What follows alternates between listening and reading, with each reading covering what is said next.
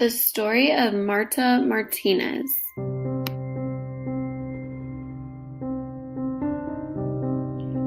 On October 13th, 2018, my family's journey, like so many others, caught the attention of governments and families across the continent. However, the journey leading to this moment was the result of a dream that started long before. My name is Marta, and I've spent my whole life in the city of San Pedro Sula in Honduras. The noisy, unpaved streets here are all I have ever known. I learned at a young age to avoid looking at the heavily armed police who patrol our streets. I know that some wish to help us, but many others are corrupt and is just as dangerous as the gangs that claim the streets. My father desperately wanted my sister and I to get an education. He and my mother moved to the city from the rural farms that surround it in hopes that they would be able to provide a better life for us. My sister and I were able to go to school for a little while, but like most girls, I wasn't able to go to school past the 6th grade. I am a single mother of a little boy. We have lived with my sister and her children for the past few years. My sister and I have both worked in an apparel for export factory, but in harsh conditions at least 44 hours a week. Many weeks we work overtime, which we are not compensated for. Many times I have wanted to speak out against the unfair treatment, but I can't risk losing my job. For my sister and I, living off our small income has been very hard for us, especially when we work more hours than we are supposed to. We have lived in poverty like many others in Honduras and lack the basic necessities such as food, water, and clothing. It is very stressful living here because we are always unsure if we will have enough food to feed our families tomorrow, or if we will end up in jail without having done anything wrong. It seems like it's a crime to be poor. The police treat us like criminals and are always out to get us. Violence where we live is also very high. Over the past few years, between my sister and I, we have been held at gunpoint 3 times, robbed twice, and my sister was also held at knife point. We have been to many funerals for family members due to gang violence. My sister and I tried counting up all the murders we had heard about over the last week in our neighborhood. Initially, we believed it was 6, but it turns out we'd heard about at least 10. I feel like there's no possible end to the violence. If you are able to make a police report, it's only a matter of time before you are threatened by gangs. One of my neighbors fled the country, leaving behind her family, including her young daughter, after witnessing a crime. If she had not fled, the gang would have continued to threaten not only her, but her family as well. She has tried to stay in touch, but I know it's hard for her to be so far from her family and not know how her children are doing. It seems like if we do not bury our friends and family because of gang violence, they are stolen from us anyway. Our neighbors are like us, lacking basic necessities such as food, water, and clothing. It is extremely tense in my neighborhood. As we move around our neighborhood, we are constantly moving between police officers, soldiers, gang members, forensic experts, hearse drivers, and pastors.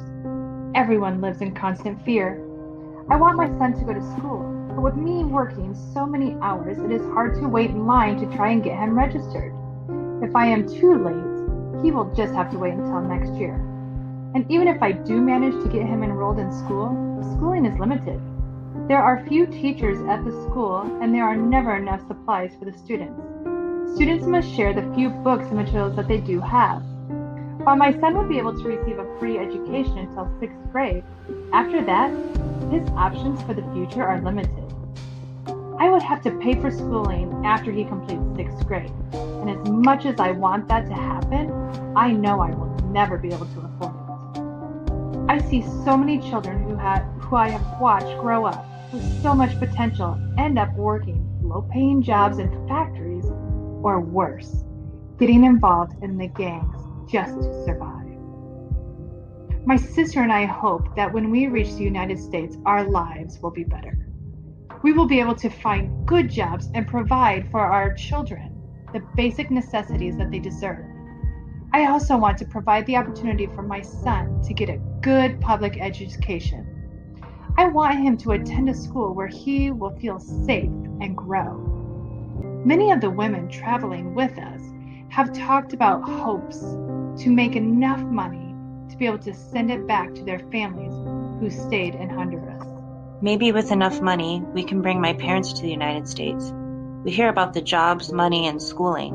We know other people have made the journey, so we can too, right? I can only imagine what life in the United States could be, but I will do everything I can to get a good job. I won't give up for me, my son, and my family.